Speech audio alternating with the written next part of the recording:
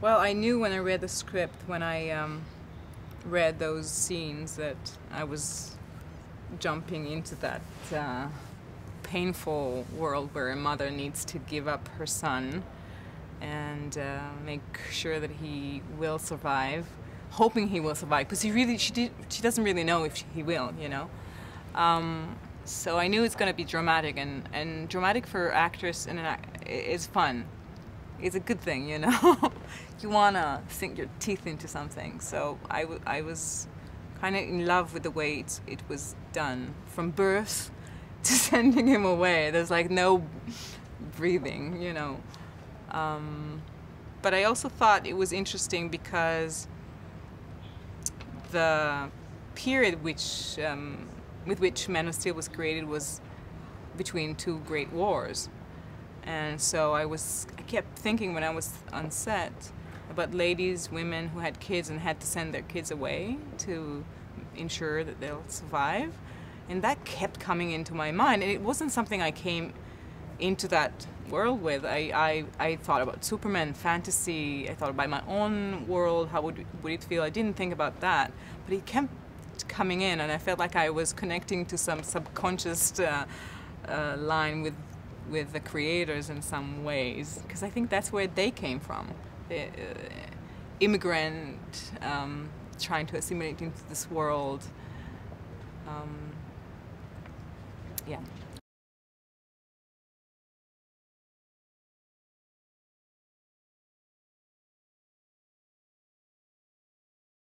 He was my only partner, really. I mean, Michael too, but mostly him. And I really enjoyed working with him because he's a real actor.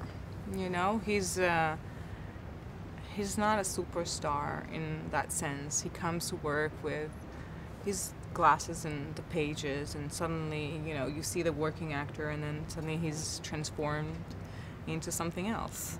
And it's really beautiful, and he has this really incredible voice that makes a big difference when you actually play with him. There's something smooth, it goes into you and does something to you, and he was really pleasant and very sweet.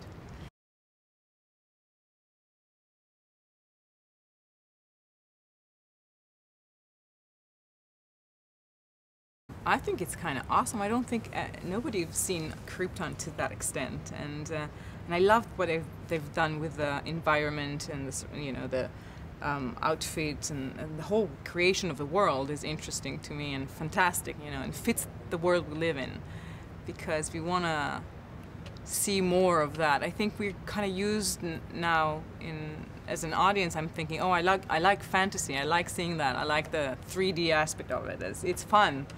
You know, so I think people are going to be excited by that.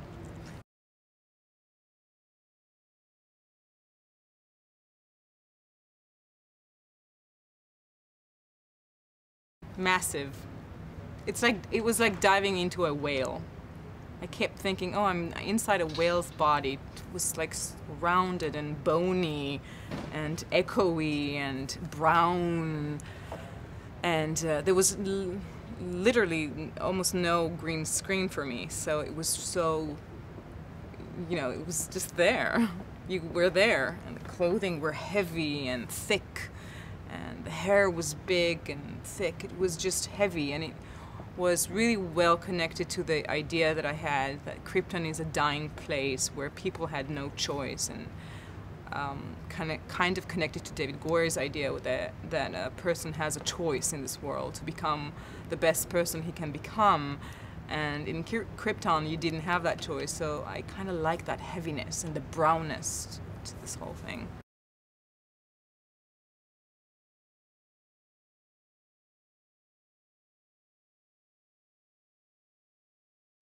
I loved him because I love people who are creative and fun to work with.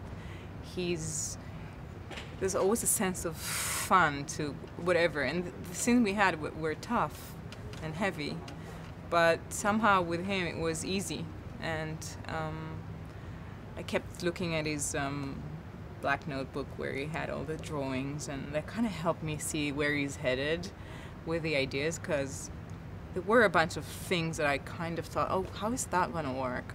And I kept going to looking and thinking, oh, that's how it is. It's just really fun to work with him.